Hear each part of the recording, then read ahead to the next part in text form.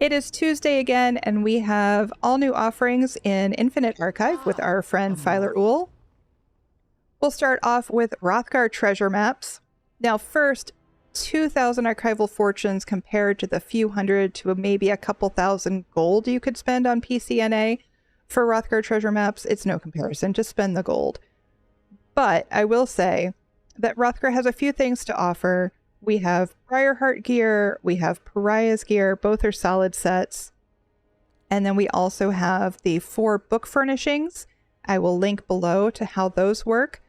But we also have book furnishings that once you learn the eidetic memory of the book, you have a chance of those book furnishings coming out of treasure chests from Hrothgar. So it is a good zone to get maps for. I just don't love the idea of spending 2,000 archival fortunes for them. Our style page this week is the Maw of the Infernal Shoulder style page. Again, I'm never going to suggest getting the shoulders, really. They're pretty easy to get when the time comes around for them to drop. But if you're missing this one, they're still selling for over 300,000 a piece on PCNA. So not a horrible investment of 15,000 archival fortunes, especially if you compare it to something like the treasure maps. But still not my favorite. I think I'm going to save mine for when the masks come back around. Companion equipment, remember, is bound when it drops.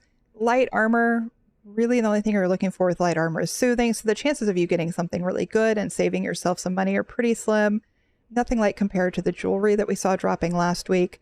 So again, I'm skipping this one at 5,000 archival fortunes.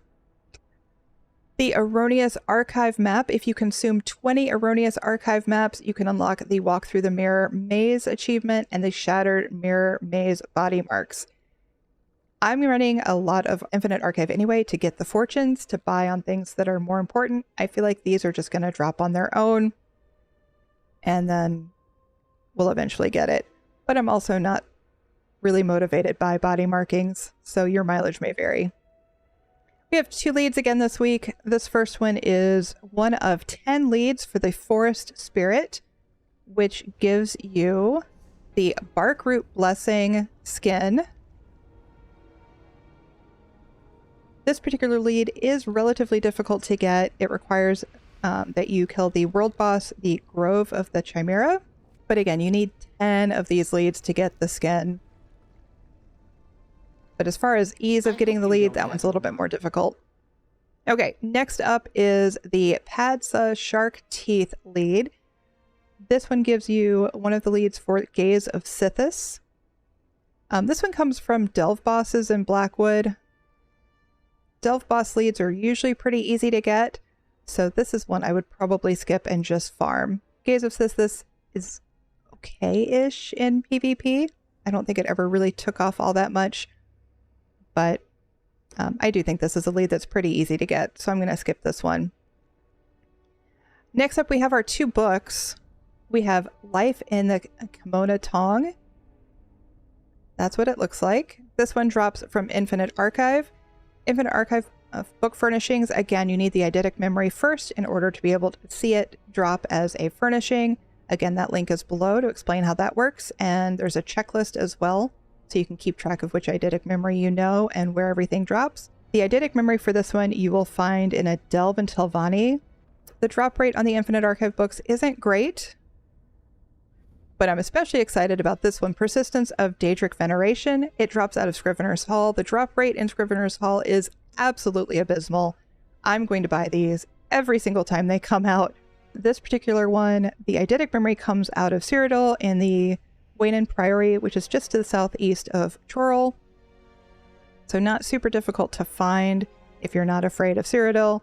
But yeah, I'm definitely going to be getting all of the Scrivener's Hall book furnishings. These come out of the chests that you get when you open the chest with keys. And the drop rate is just horrendous.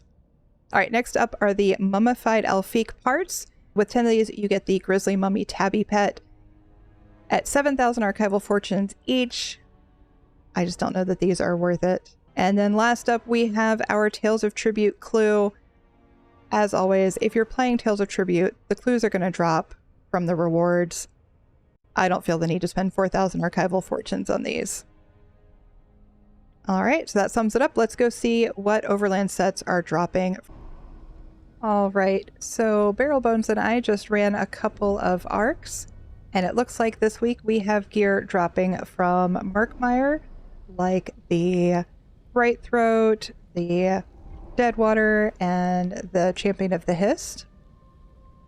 And then also for Malabal Tour, we've got Salvation, Thunderbug, and Spinners. That is this week's gear drops. If you're missing a sticker book from any of your Overland sets, every week on Tuesday, new sets will drop coming out of one DLC zone and one base game zone. So this week is Murkmire and Malabal Tour. If you're missing any sticker book from those, this week is a great time to run some Infinite Archive. All right, that is it for this week. Make sure you subscribe and check back next week, and we'll do this again. Bye for now.